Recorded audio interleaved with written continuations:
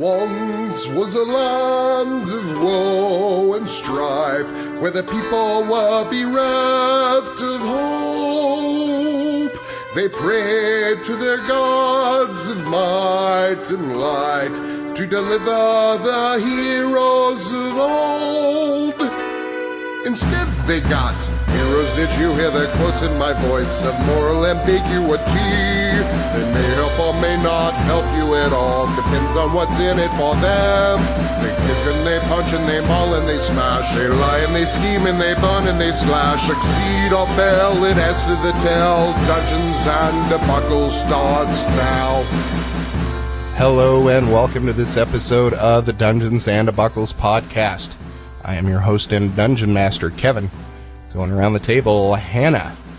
I'm Hannah, and I'll be playing Talia, the human rogue. And Blake. I'm Blake, and I'll be playing Juliet, the Dragonborn eldritch knight / wizard. And John. I am John, playing Alunodas, Elven monk, sadly planning Juliet's death. We'll see. The possibility of her death. And Shane. I'm Shane, playing Alexander, the human bard.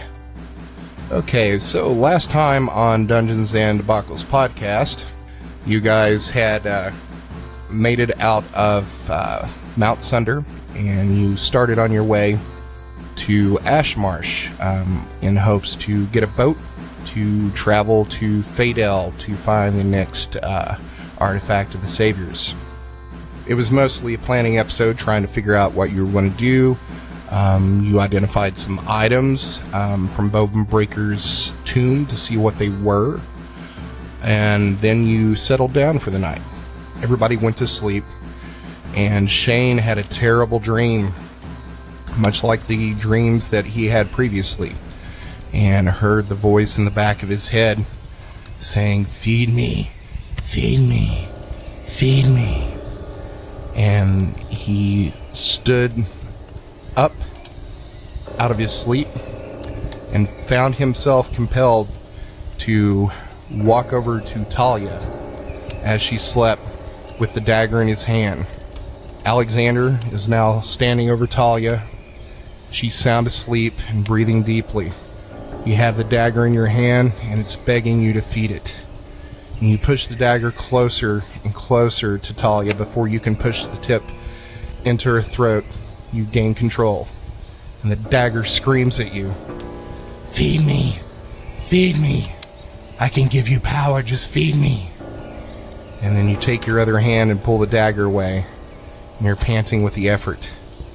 You were able to resist the dagger's desires, and the voice in your back of your head is still this screaming, this feral screech. Alexander, I'm going to need you to give me a Constitution save. Okay, I thought we did that last time, didn't we? This is something different. Seems good to me. 3! Well, not 1, but 3 with the modifier.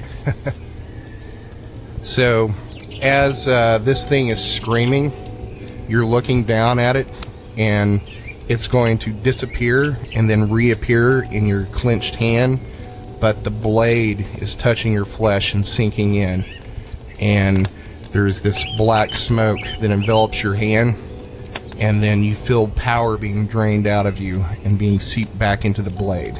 And you're going to take 1d6 necrotic damage. Neat. And that's a 3. Taking 3. So after this black smoke finds its way back into the dagger, the voice gets softer and softer until it's a whisper, and then it stops. And then you're going to throw the dagger to the ground, and then it just appears right back in your hand. It's pretty spooky. Give me a perception check. Yep. 17. You're really spooked by this, and your hand's hurting, and your heart's pounding, because you're still standing over Talia, and you're thinking to yourself, I couldn't control myself there for a minute, and I could have very well just killed her. And then you're going to look around the camp to make sure no one saw what happened. And you scan around, and you see Alunodas is asleep, and Juliet is sitting up against a tree with her halberd in her hand with her eyes closed. and then you're going to turn to your left, and you're going to see Nyfron lying on his side with his head on his hand, looking at you and smiling. Without a word, Nyfron stands up, and he grabs his sword belt and clasps it around his waist and picks up his cloak. He points to you and then to himself and makes a gesture with his hand that you know means talk. Then he motions for you to follow him as he begins to walk quietly down the road. I follow. The moon is directly overhead now, and it's full. So even with the thick canopy here, you're going to see this dappled moonlight that's enough to see to walk by. And you're going to walk down the road for about 45 minutes. Nyfron doesn't say a word the entire time. Then he abruptly walks off the side of the road into the woods about 5 yards and motions for you to follow him. I keep on going. So Nyfron squats down and motions for you to come closer. And he points to his right and whispers to you. There's a cottage just 100 yards from here. I passed it on my way to you. It's late and everyone is asleep. I understand your need than most, I do. I saw you over the girl. I saw what you were about to do. I understand. But I see that she's loved by the elf and the Dragonborn, and we can't have you killing her just yet. There's too much left to do, and I can't have you fucking this up with your need. I get it. The desire to kill. It's in our nature. We are predators, and the strong must prey on the weak. It is the way of the world. I don't judge you. I feel it too. So, what to do about it? I say we slip in, kill the woodcutter and his family inside, and we can be back to the camp before anyone notices. What do you say? Okay. This thing needs to feed, apparently. It's got a mind of its own. I shove out my hand with the dagger. Nyfron is going to come back out on the road and give me a stealth check. 17.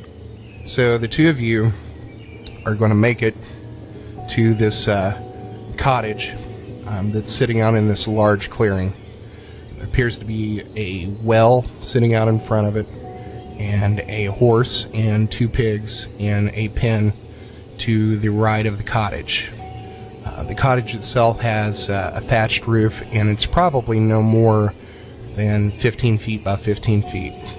It has some windows that appear to be shuttered, and a wooden door that's the entrance to the house. And Nyfron is going to motion for you to come on. I follow. So you make it to the cottage, and Nyfron is going to go up to the door and ever so slowly try to lift this peg latch that is basically the handle for this door, and he starts moving it very slowly up, and then it catches, and he tries to push forward and nothing happens. So he slowly lets the peg back down and reaches into a bag on his waist and pulls out a metal strip that's about a foot long. And you see him slide it into the crack of the door and lift it up as he lifts the peg and then pushes forward, and the door starts to move forward and open. The door opens and Nyfron begins to creep inside and motions for you to come. I would like to grab his attention with the hand and then cast invisibility on myself. Does that have a verbal component? Yes. Okay, so I'm going to need you to give me a Arcana check to see how quietly you can speak the verbal component to cast this spell. 11. Okay. You start to cast this spell. It's a little bit louder than you think it would be, and Nyfron snaps his finger to his mouth for you to be quiet. and you notice something inside starts to shift, but you keep casting the spell, and then it stops, and there's no movement or sound from inside, but you're now invisible. Neat. Nyfron begins to move inside. I'll give him a stealth check, and that's a 23. That passes. Give me a... Are you moving into the cottage? Yeah. Give me a stealth check with advantage. 20. Yep, that does it. So the two of you move slowly into this room, and you're basically shadows. You're moving so stealthily. There's some thin rays of moonlight that are coming through these windows, and you can see the form of a man, a woman, and a small child in this large bed towards the back of the cottage. Inside, you're going to see some glow from the hearth from where the fire was earlier, so that's helping to see some inside the room. Seems like they live pretty poorly in here. You know, they've got some earthen mugs and some wooden bowls. What's left of the meal for the evening is still sitting out. It looks like it's mostly vegetables, so you think they haven't been eating that much meat. So now you're in the room, and you're going to see Nyfron creep over to the side of the bed where the man is. And he motions for you to go to the other side where the child is. I go to where he points. And then you see him make a hand motion. He holds up 3 fingers, and then he lowers one, and then towards 2, and then another, and then you get the feeling it's like, okay, this is the countdown. And then he lowers the last digit, and you see him take that odd-looking dagger up above his head and slams down into the throat of this man in the bed. I'll do the same with my dagger, dude. Okay, so roll me an attack with advantage. Okay, so with the dagger, it's a dex bonus. 17 on the first one, 17 on the second one. So you raise that dagger above your head, and you can hear the voice come back in your head. Yes, yes, feed me. As you plunge the dagger down into the chest of this sleeping child, and then you hear this exhale of breath, kind of like a squeak, and then even through the moonlight you can see what now appears to be a small girl, probably 8 to 10 years old, her eyes open wide, and then she just stares into the darkness. And with that, Nyfron is going to motion to you to finish the woman in the bed off. 19. So, you, at this point, lean further over the girl because the woman is in the middle of this bed. So you kind of put your weight on the bed a little bit, and then you see her move a little bit like you're waking her, and then you're going to take that dagger and plunge it into her throat. And you'll hear the dagger again say, yes. And then you're going to see the dagger start glowing this purplish glow. And it glows for probably about 5 seconds, and then it winks out. You look up at Nyfron, and he gives you this, like, surprised look like, what was that? He just looks in my general direction, right? I don't think he can see me. No, I mean, you're standing directly across from each other, not more than, like, 4 or 5 feet away from this big bed. There's only one bed in the room. Makes sense. What do we do now? I asked Nyfron. He says, well, I guess there's no use in being quiet anymore. I think we've had enough for tonight. What do you say? I think this little man I motioned towards my dagger is content with what we got. What do you mean, it's content? It's got a mind of its own. What do you mean? The dagger talks to me. Talks to you? Yeah, it's hungry. What does it say? It just yells at me to feed it all the time. Nyfron gives you this strange look, and then he's going to walk from his side of the bed over to you and says, "Let me see it." I attempt to hand it over. He says, "No, I don't want to hold it. Just hold it out in front of you." I do so. Nyfron's going to begin casting a spell, and then after a few seconds he hisses, "There's a demon in this dagger. A demon of some considerable power. It took a powerful mage to bind it, but it's not very smart. It's bound to this weapon, and I can hear its whispers now. It hungers. What else have you noticed about this dagger?" It refuses to let me go. Every time I try and put it somewhere or leave it out, it'll just reappear back in my hand, and it'll communicate to me through nightmares sometimes. Huh. So it's become bound to you. You can't rid yourself of it by any sort of mundane means, such as throwing it away. And it seems very powerful. I'm not even sure a priest could remove this curse. Maybe, well, I'm not even sure that's an option to get a high priest to do it. How did you come by this dagger? We came across it at the Shrine of the Raven Queen a while back.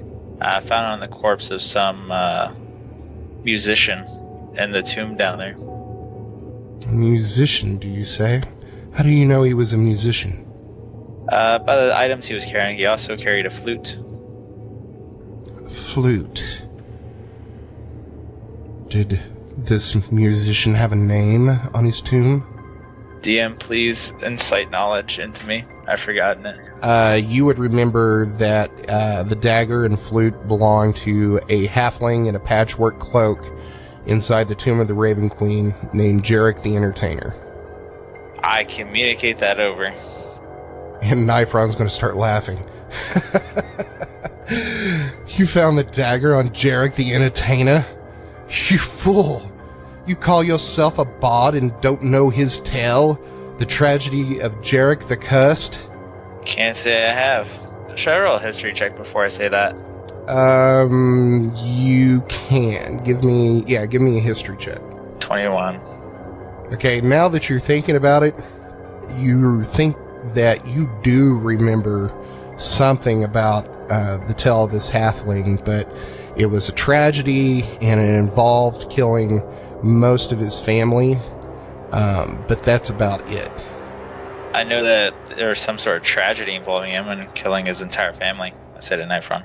So Nyfron's going to say, the tale says this dagger was created by a witch in the Witching Woods at the behest of Jarek's cousin, of whom she seduced. But that was several decades ago. Who knows if that Temptress is even still alive, or if you could even find her. Things in those woods are weird. And even if that, I can't imagine what she would want to remove the curse. Yeah, maybe we might be able to find her some sort of person that could unconnect us to the item. That may be, but we're sort of on a mission right now. Maybe if we're in the area. But until then, get your shit together. Get your shit, put it in a backpack, and get it together where you have all your shit. I do a shrug. Did you get the Rick and Morty reference? I sure did. So, Nyfron's going to say, well, I think we should probably be making it back to camp. The hour's getting late, or early as it may be. And he is going to take his strange-looking dagger and wipe it off on the quilt on this bed, and then walk out the door. I follow suit. You're going to walk back to camp, and as you get closer to camp, you're starting to see the glow from the fire, and you're still on the road at this point. Give me a stealth check. Yep. 6. Okay, so Nyfron at this point is probably about a good 25 or 30 yards in front of you. And he is going to slide into camp and down into his blanket. As you walk into the camp, Juliet, give me... What's your passive perception? I think it's like 10. Yeah, 10. Okay, so Juliet, you are going to wake up and see Shane walking back into the camp. Oh, you scared me there for a minute. Just resting my eyes. Where were you? Why are you walking back into the camp? I just went out to the bathroom. I got woken up by my needs in the middle of the night. Really? Give me a deception check, Shane. 11. And roll me a insight check, Juliet. A4. We both got natural ones. Yep. So you're both like, okay, all this checks out. The math adds up. But it's funny that you crit failed, and that's an 11, and she crit failed, and she got a 4. Well then, off to bed. I'm protecting us and all that, so get your sleep. Yep. Have a good night. I'm gonna hop over to my humble sleeping thing. I hope you mean literally hop. I'm a bunny. A Alright. murder bunny. Everybody sleeps peacefully the rest of the night. You guys do your shift changes, and the sun comes up. Everybody starts getting up for the day. Oh my, that was quite the night. Very dark and such. I slept well. Talia, dear, did you sleep well? Yeah, but I had the weirdest dream. Oh, do tell. I was dreaming of, like, dogs with unicorn horns. It was very strange. Oh, puppycorns. Yes, they're magnificent beasts from the outer realms. One day. And you, Alexander? It was good. I got interrupted in the middle of the night having to go to the bathroom, but ended up getting a good amount of sleep. And Nyfron. Like a babe in its mother's arms. And And- So you were up all night fussing and shitting yourself? he's going to chuckle. And you're going to see him start picking his pack up, and he is going to start pulling out some rations and start chewing on them. Well then, I guess it's time to eat, and then we'll pack up and continue our way to Ashmarsh. Yep. Yes. Find a boat big enough for the cart and steal it. Really? Nyfron's going to say, it really is probably the best way. Less witnesses. But that might be a problem in Ashmarsh, as it's no simple boatman that's just going to have his boat sitting on the side of the river, unattended. Well, we could always pretend to be emissaries from the Queen in Ashfell up to Faydale and fake an urgent need or something like that. Thus get them on the river with us to, do the boating stuff for us. But wouldn't that put us in the wrong direction? Heading toward Faydale? Oh, sorry, I thought you meant Ashfell. From Ashfell to Faydale. Gotcha. That might draw even more scrutiny, Monk. How are you at forging? Do you have the papers to do that? Juliet might. She's a book nerd person. I do books, but forging might go a little far. It's plagiarism. I can't do that on good faith. Murder and burning down temples, that's okay, but I draw the line at plagiarism, by God. We have fine lines in the sand here, Kevin. Let's get it straight. Bright red line.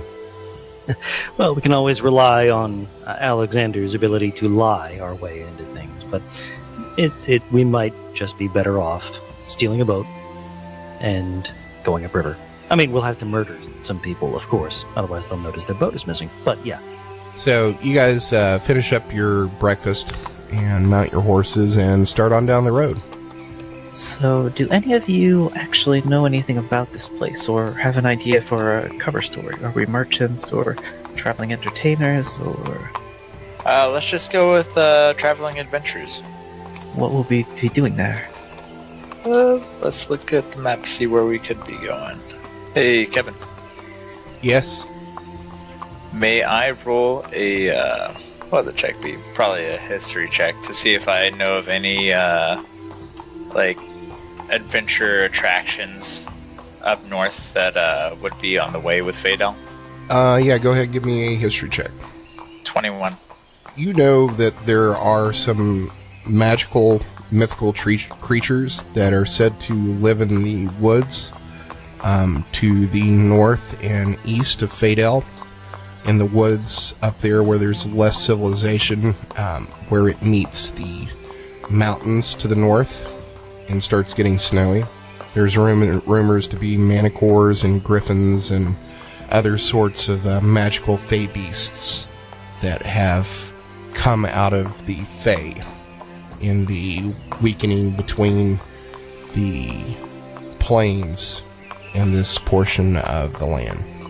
I tell Julia that we could probably disguise as adventurers on a quest to gather some magical creature game up north. That sounds surprisingly believable. So wild, weird world. Adventurers of that kind have a little girl with them?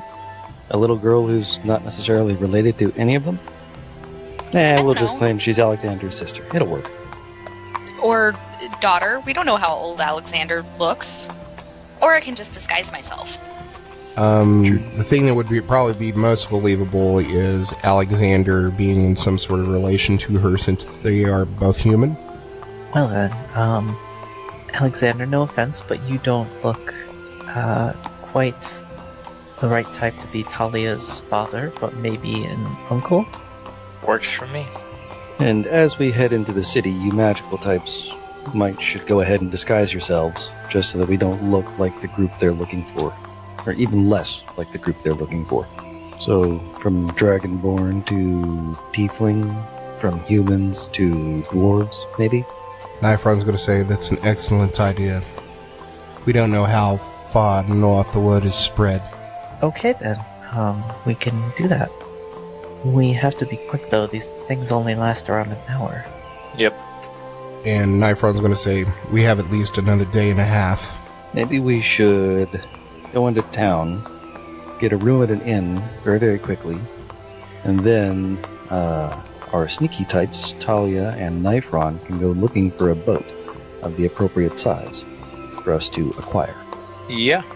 So is that the plan? It appears to be, yep. So you're going to break camp and start down this road, and then after about 45 minutes or so, you're going to come across a large clearing, and you're going to see a small cottage over to the right of the road.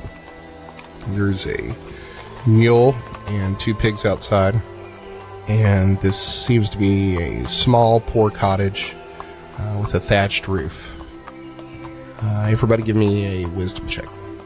7. Good old 12. 7. 8. We obviously need our coffee. Yeah.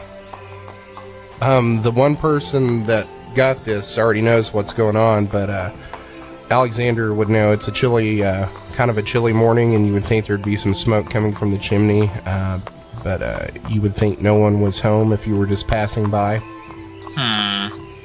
And you also know this is the cottage where you guys murdered 3 people. Yep. So I'm assuming you're just going to pass this by. Yeah. Okay, so you're going to travel for probably another 10 miles, and at this point it's late afternoon, and you're going to hear a scream coming from up the road. Random encounter. What does the scream sound like? Is it just a generic scream? Or are we talking like Wilhelm scream? Give me a perception check. A 19. 11. So everybody except for Talia would recognize this is probably the scream of a man in pain. It's very sharp, and then it just dies, and you don't hear anything else. And this is coming from up the road, right? Yeah, in the direction that you are heading to. Oh, this is going to take time, isn't it? I suppose there's no easy way to get around it. Let's just keep heading down the road.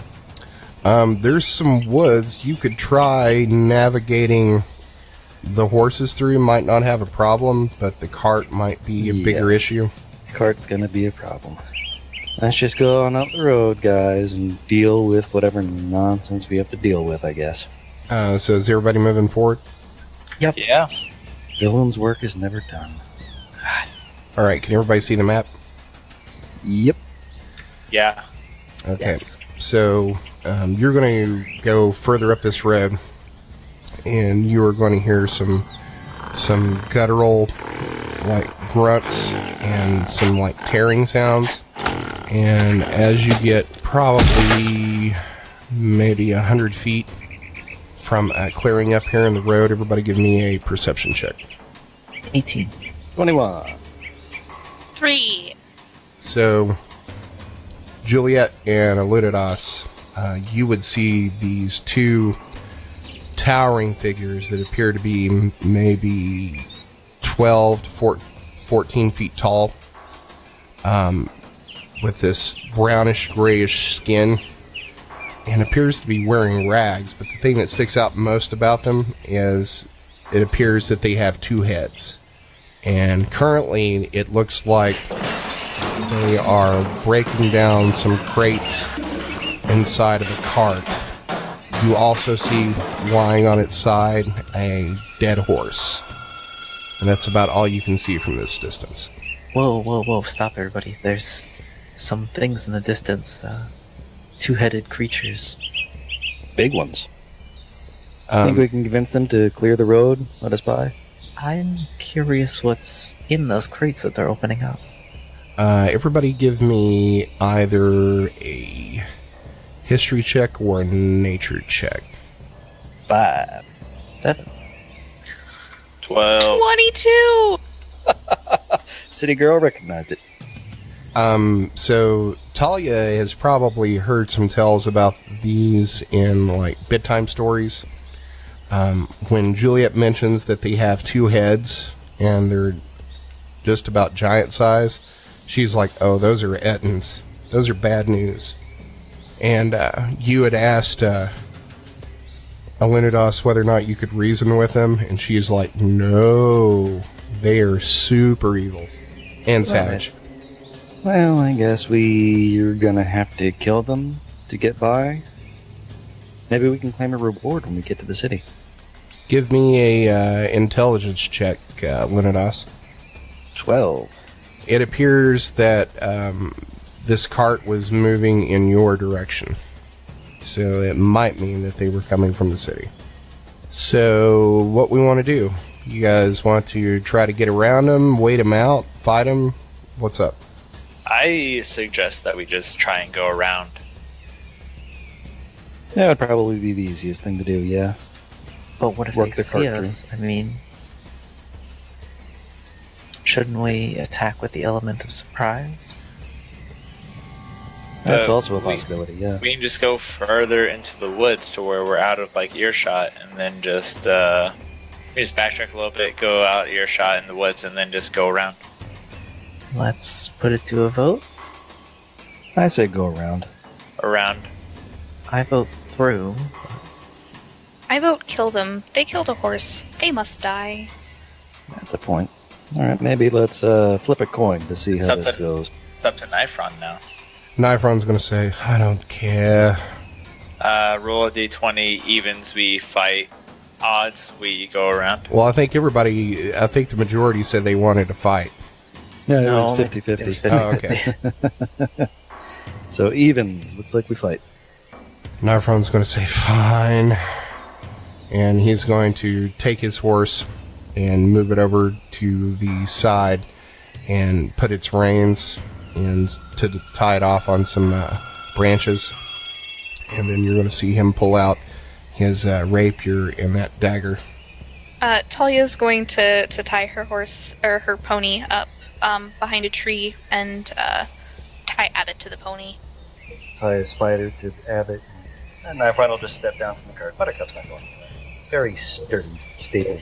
Oops, I had my microphone backwards, didn't I? Very sturdy, stable horse. Not going to go anywhere. Phlegmatic. All right.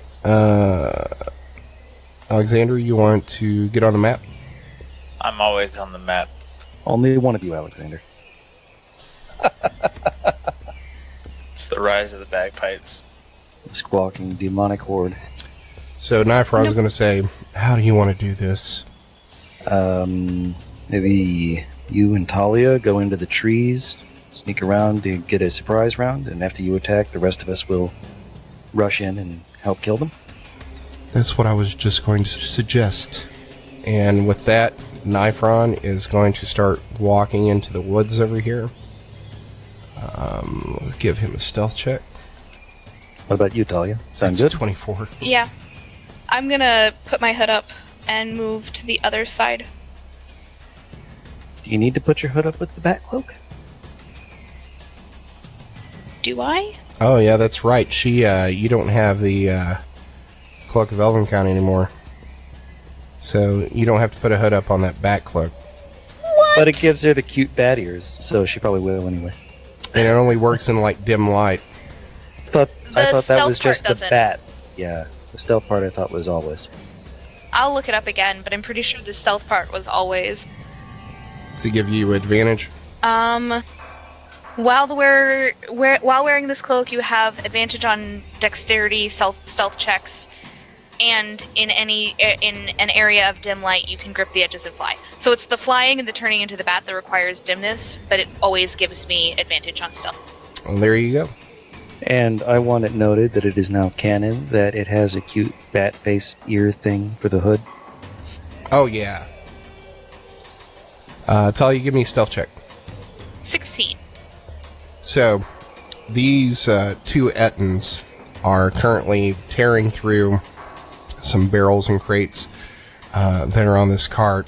And you're going to see this Ettin over here to the left. He's not seeing anything really that he wants.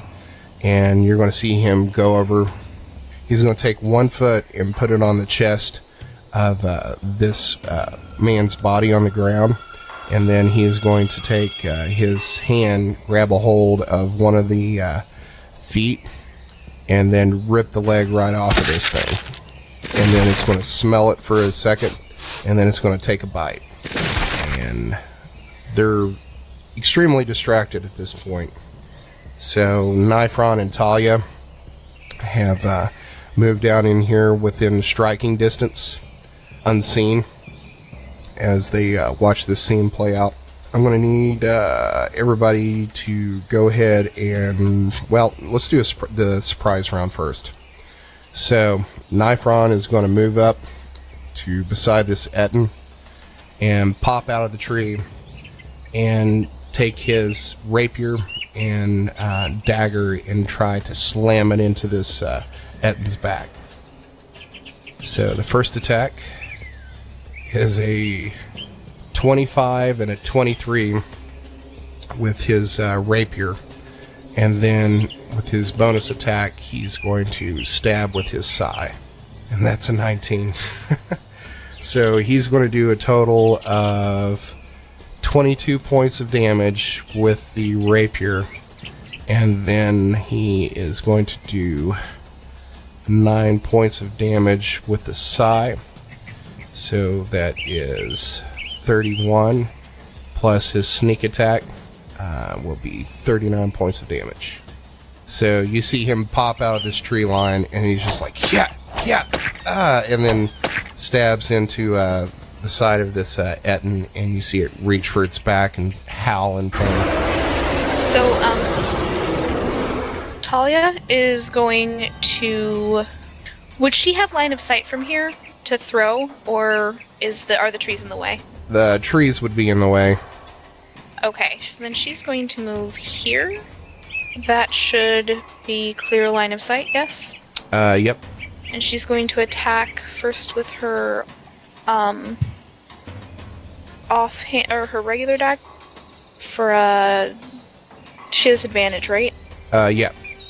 So for that's a 24. I'll roll her sneak attack, and then her offhand.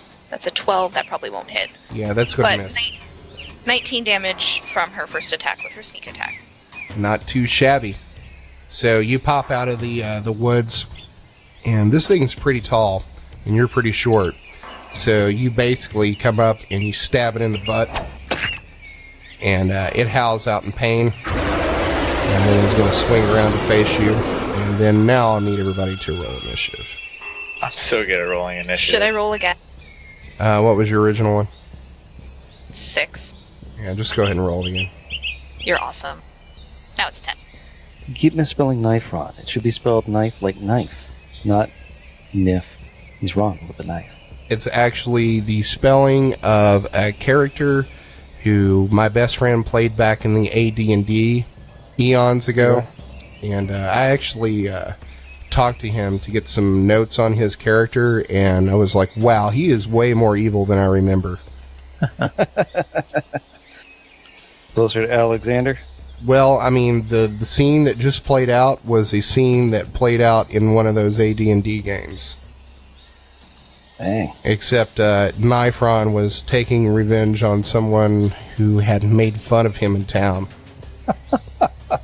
And then but he left the husband alive and then framed the murder on him. Of course he did. Top of the round, Nyfron does these 2 attacks, and he is going first. He is going to take some more stabby stabs with his rapier. That is a 16 for the first one for 8 damage and a crit. So the initial damage for that is going to be 15 plus the sneak attack damage, which doubles. And then he's going to roll the crit chart. So that's a 1 on the crit chart. That is nothing happens. Crit damage is normal. And then he is going to attack with his sai. That's a 25. That's going to be 10 more damage. Either he has really high dexterity, or that is one hell of a knife. A little bit of both.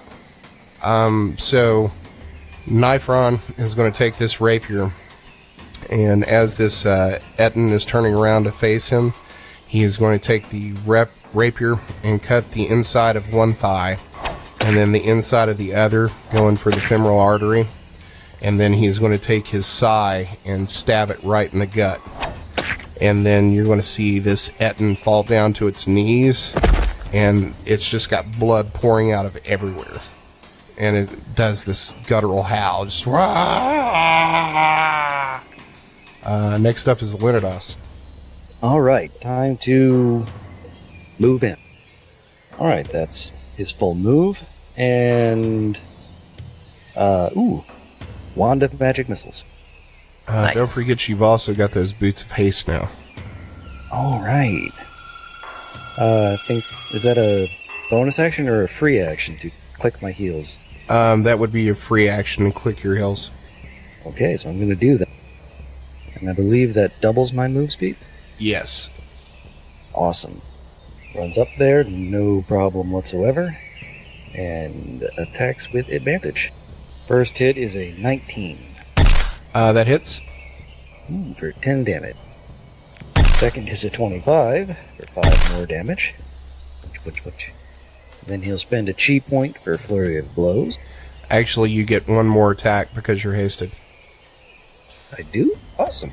So a 20 for 9 more damage. Dang. Alright. And then flurry of blows. 15 That hits. for another 5. And my last flurry of blows. Crit! Alright, roll the table. Oh boy. 20. Oh, we'll roll 21. Roll it again. Aw, just 9. Aw. Alright, death blow. Attacker rolls d20 one more time. If they roll 20 again, the target is instantly killed. But since you didn't kill it, the target loses 50% of their current HP. If the target is below 10% of their maximum HP, they're instantly taking to 0 hit points. Alright, so before that I had done 15, 24, 29 damage. And then either 9 or 50% of whatever it had left. 50% was more, so I took that off. Alright. So It would that have was a lot. it would have been 38 damage. Because you Yep. had 10, 15, 20, and then 24, 18, then so yeah. 29, yeah.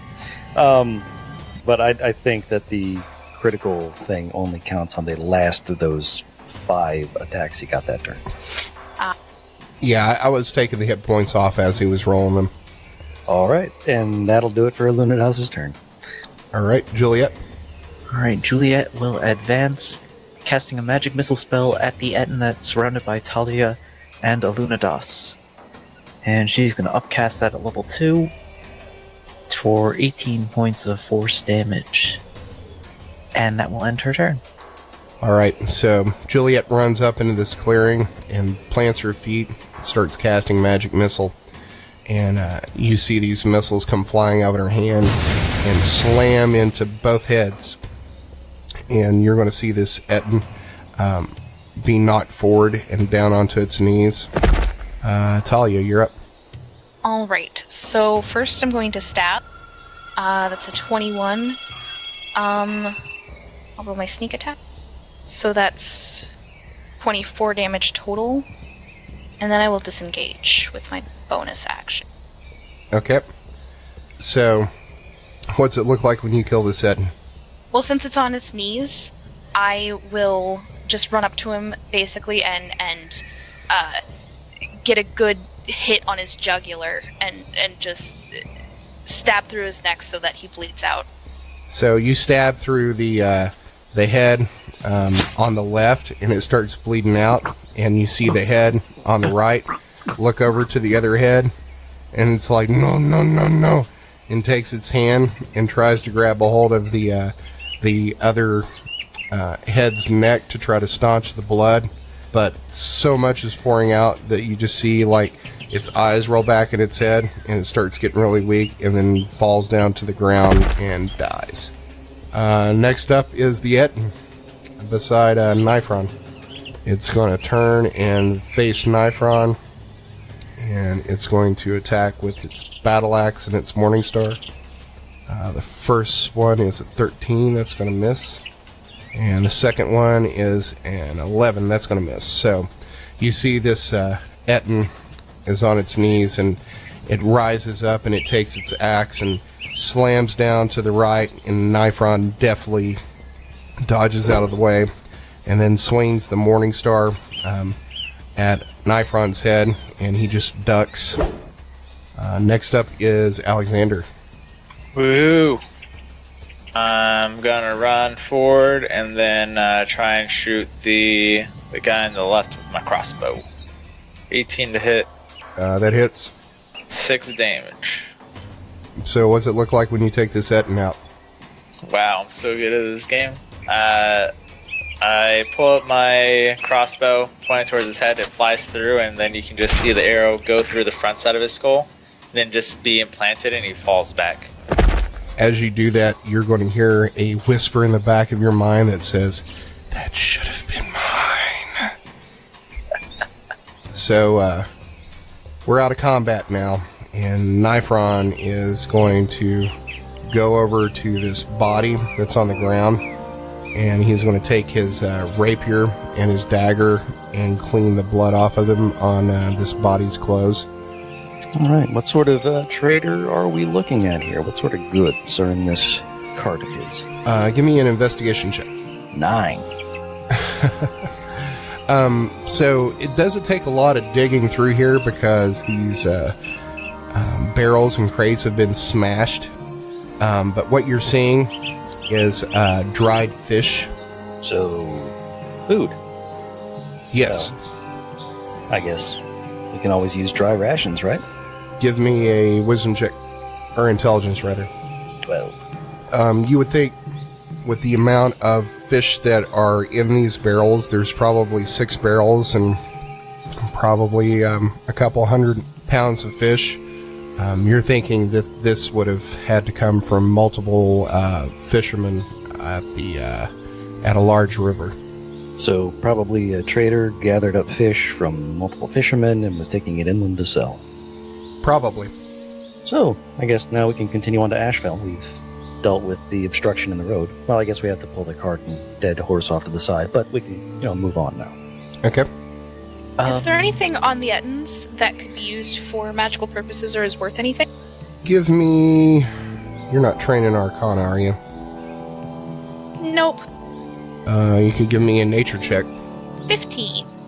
As far as you know, there's not really any use for Etten parts. if anything, it would be like a trophy or a curiosity. Cool. Nyfron's going to go over to one of these, this body in front of him, and start rifling through his pockets. Oh, no one went through their pockets? What? I thought you guys you call yourself looters. Yeah, Juliet's gonna rifle through the other guy's pocket. Okay, you rifle through this other guy's pocket, and you're going to find 30 gold pieces and a silver wedding ring. Nice.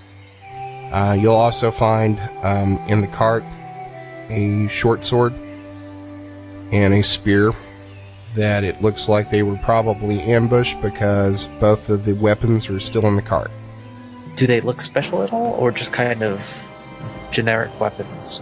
Like, are they poorly constructed? Are they like the kind of thing you'd see on a regular old merchant caravan, for instance? Yeah, I mean, looking at them, you would think that, hey, they bought this at like either a low price, blacksmith, or got that at like a general goods store or something like that. There's really nothing special about them. Okay, cool. Anybody else have any investigating to do? No. Alrighty. Well, Nyfron's going to walk back to his horse and take the reins off the tree and mount up. Juliet is going to start moving stuff off to the side of the road because we never did that. And then once that's complete, then we can make our way through. Any objections? Sounds good to me. Good. Nope. So it takes you probably not more than like 10 minutes to move the cart and drag the bodies enough out of the way to where you can move your cart through. It'll take a little bit more to get the horse out of the way, but we'll say after about another 10 minutes, with the effort of you and the other people in the party, you're able to move the horse out of the way as well. Alright, perfect.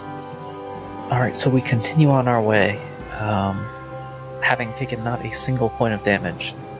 Yeah, I just gotta say too, like, when I did this in Kobold Fight Club, this, like, came out as a hard encounter, but damn. The surprise round really helped, I think. When you send your 2 damage dealers in to do, like, 40 points of damage. Yeah, I mean, that each one of those inside baseball ends at 100 hit points, and Nyfron in 2 rounds had that Etten down to like 5 hit points. Damn. You got a crit roll each time, or just the one time? Just the one time, but he gets 3 attacks a round. Yeah.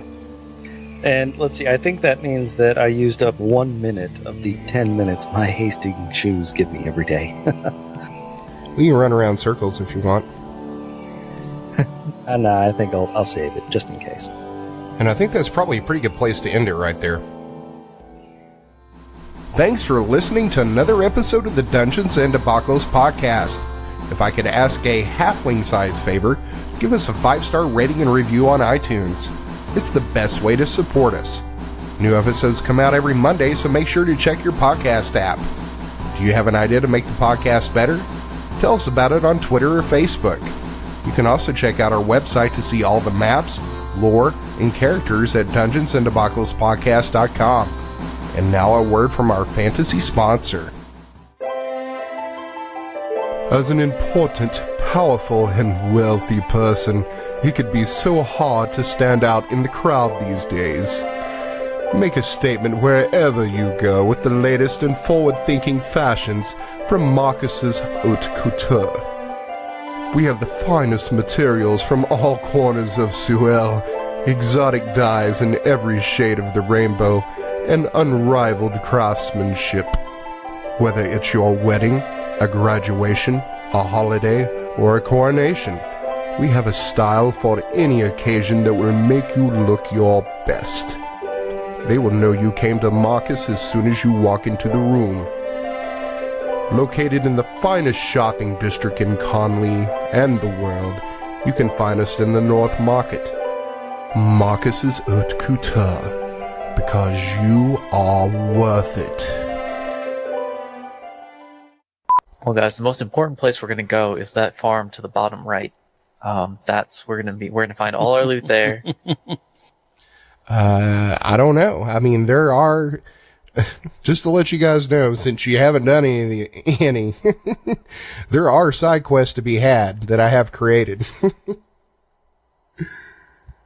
What side quests? Do we need to go around and talk to random people and go through barrels and shit? God damn. I mean, if you did, the quest would be there, but you haven't, so you just been barreling through. Which is fine. I've got no problem with that, but side quests are there if you want them. Although now that you've got Nyfron in the party, he may be not so hip to getting distracted by bullshit. He can go fuck himself. That and you guys aren't really motivated by like, oh, my child's been kidnapped and taken into the woods by evil people, and y'all be like, yeah, so fucking what? Yeah, that's your problem, lady. That sounds like a whole lot of none my business. Exactly. I Should've studied subscribe magic. to the religion of mind your business. I don't know if you've heard about it, but it's where you mind your own fucking business. So I got into probably about an hour and a half conversation with my best friend Dell, who I played AD&D with, like back in, this would have been like 91 or 92. It's who the Nyfron character is based on. And I was getting some notes from him, like all the evil shit that he did. He was like, dude, you're not playing him evil enough. So, I mean, inside baseball, Nyfron is chaotic evil. Well, he's a creature of Lolth or some shit, right? Yes. Which, like in AD&D back in the day, he was basically Lolth's like bitch boy. As all male drow are. Even more so with this. And They don't even know that he's a drow. He could be anything. He's a shape changer of some kind. yeah, I mean, you don't know exactly what he is at this point, other than the fact that you know he's been two different races that you know of. And I gotta say, man, like, Shane, you kind of threw me for a loop when I had this kind of written out that you're like, oh no, I don't want to go like kill that woodcutter and his family. And I was like, No, man. I was like, shit, he went there. All right, let's do this. Eats the feed. What am I supposed to do? As Blake pointed out, lawful good. I wasn't really expecting to enter this as an evil campaign, but it has devolved to that point. Excuse me, it has changed. Devolved is very insulting to evil people who identify as evil. You know, although it does say lawful good, I identify as a lawful evil or chaotic evil person. Please keep your stereotypes to yourself. The music you heard on this episode was Trepidation, Giant Worm, Four Origins, Enter the Maze, and Majestic Hills by Kevin MacLeod at Incompetech.com. Licensed under Creative Commons by Attribution 3.0 license. CreativeCommons.org/licenses/by/3.0.